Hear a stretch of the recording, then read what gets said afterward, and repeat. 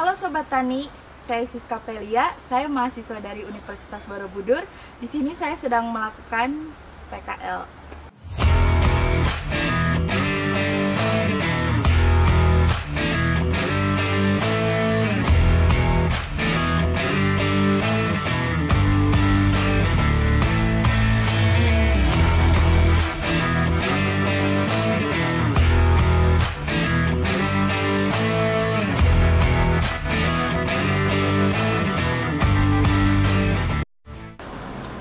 Assalamualaikum warahmatullahi wabarakatuh. Halo Sobat Tani, kembali lagi bersama saya Wilwan Abdul Rahman di Mas Menetopam.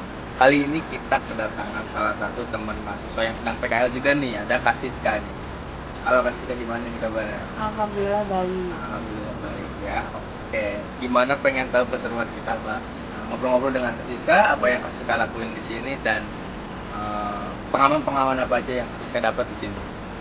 Saksikan terus video kami di Mas Menetopam.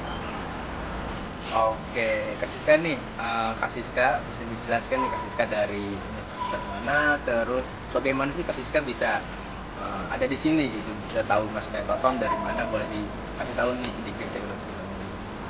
Oke, baik. Jadi aku tuh di sini awalnya tahu dari teman juga, dia sering lihat scroll sosmed gitu. Jadi terus pas aku lihat juga ternyata pertanyaan di sini tuh benar-benar dari semua. Dan eh, untuk kegiatan magang di sini benar-benar ya banyak komoditas juga dan cocok untuk mahasiswa agroteknologi seperti saya gitu. Oke, Jadi ya. saya melanjutkan di sini. Oke, jadi dapat Mas Menetopam mungkin dari sosial media ya, Iya. dan juga dari jurusan Agroteknologi. Dan di sini nih Kak Siska bisa ngambil salah satu komunitas, aku boleh dijelasin? Oke, jadi aku di sini ambil budidaya melon. Karena jurusan saya agroteknologi, jadi benar-benar ambil budidayanya dari persemaian hingga panen.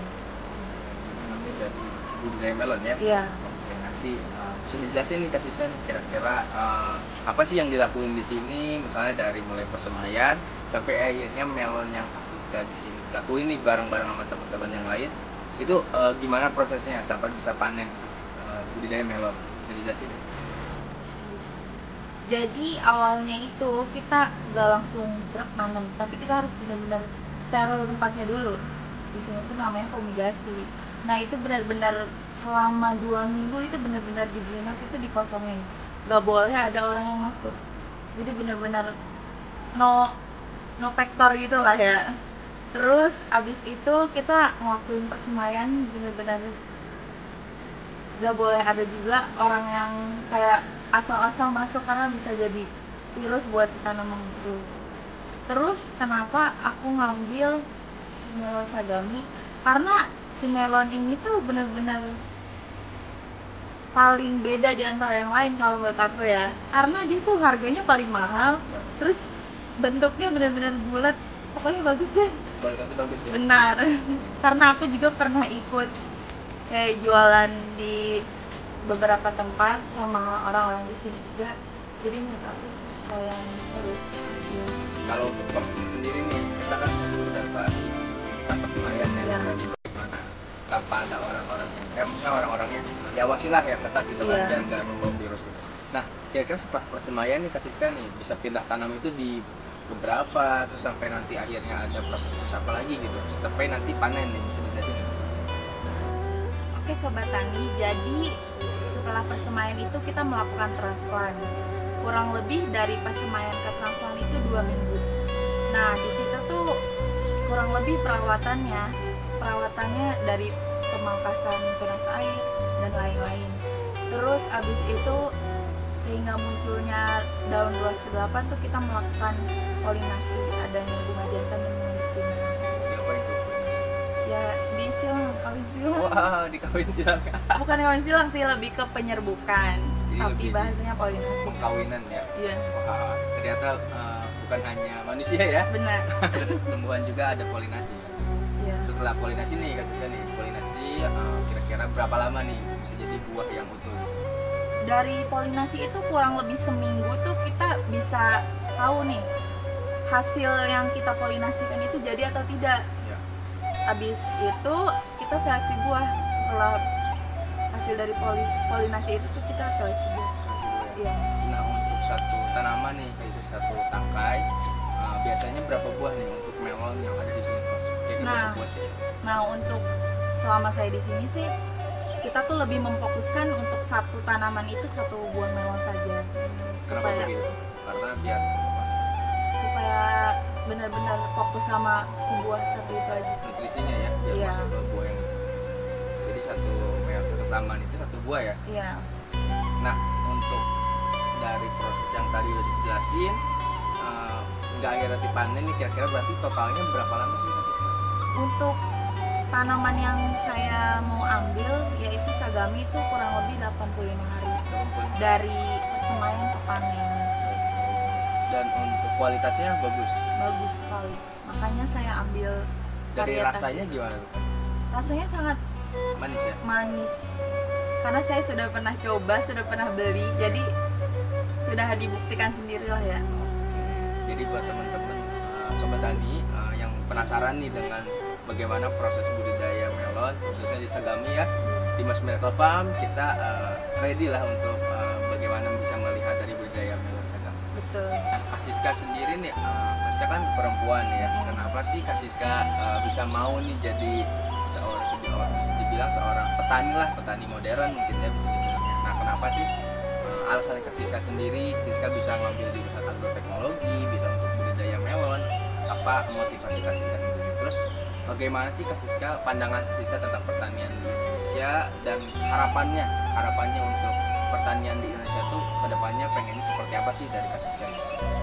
Oke, dari aku sendiri sih jujur agak sedih sih lihat pertanian yang sekarang karena benar-benar minat anak muda juga kayak kurang gitu. Nah, tujuan aku masuk agroteknologi ya itu karena aku benar-benar mau ngembangin nih pertanian itu nggak harus kotor-kotor kok.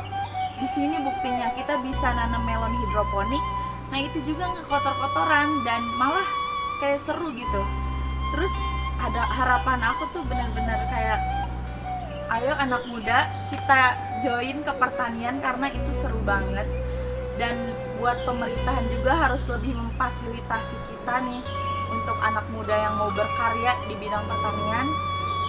Ya pokoknya itu deh. Ya, pokoknya harus didukung ya Iya. pemerintah. Berarti anak muda nih Iya.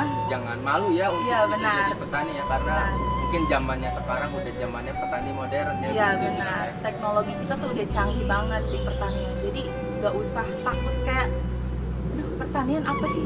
Bahkan itu tuh kayak aku pikir, ini tuh seru loh. Ini tuh malah bikin kita ke-trigger langsung untuk terjun langsung ke pertanian gitu.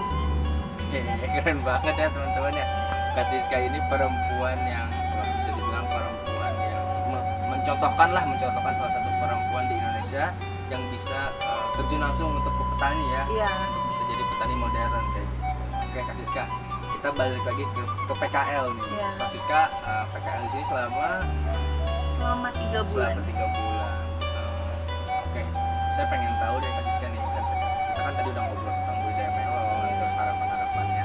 Boleh nih bagaimana harapan Kak Siska untuk Mas Miracle Farm khususnya di sini, terus apa yang Kak Siska rasain di sini, bagaimana pesannya dan pesannya nih untuk Mas Miracle Farm ke depannya kayak gimana? Mungkin sama seperti kayak harapan lah untuk Mas Miracle Farm. Boleh nih. Harapan saya untuk Mas Miracle Farm tentunya semoga Mas Miracle Farm ini semakin maju dan lebih banyak menerima anak PKL nih, kayak seru juga nih man. Betul banget ya. Karena ya itu sendiri, pertanian itu seru, jadi semoga Mas Miracle Farm ini selalu sukses. Oke, keren banget Kak Siska. Kalau kesannya nih Kak Siska selama di sini kayak gimana? Apa yang Kak Siska rasain gitu? Bagaimana sih orang-orang di sini khususnya pekerja di Mas Miracle Farm, bagaimana menyambut Kak Siska? Boleh dijelasin, boleh ceritain lah Kak Siska. Iya. Jadi pegawai di sini juga benar-benar open ya ke anak PKL. Jadi kita kayak sharingnya tuh benar-benar terasa man. Nggak hanya kayak atasan ke bawahan, enggak. Jadi kita tuh sama aja di sini. Kayak kita butuh data, mereka open, mereka siap buat nerima kita. Jadi aku di sini orangnya semua baik. Dan saya juga sangat berterima kasih kepada para direksi yang selalu mensupport saya di sini, seperti Pak Bayu, Pak Sandi, Bu Ria, Pak Tamrin, dan yang lainnya yang tidak bisa saya sebutkan satu persatu. Saya sangat berterima kasih bisa diterima di sini, bisa menjalankan PKL dengan baik di sini. Terima kasih. Oke. Terima kasih teman-teman Sobat Tani. Mungkin cukup sekian untuk video kita kali ini. Sampai jumpa di video-video berikutnya. Terima kasih. Saya Wilman Aprian Rahman. Saya Siska Pelia. Terima kasih. Wassalamualaikum warahmatullahi wabarakatuh.